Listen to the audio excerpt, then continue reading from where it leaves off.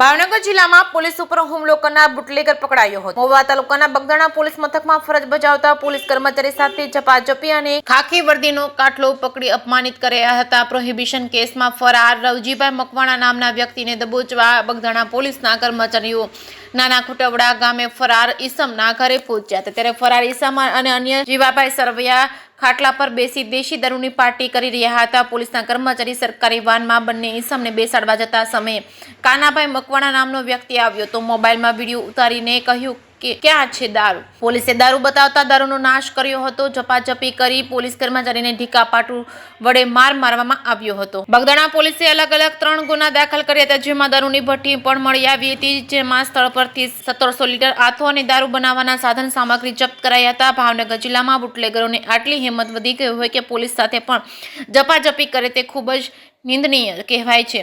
જેકે સિંહ સાથે અમીન પાયક મહુવા।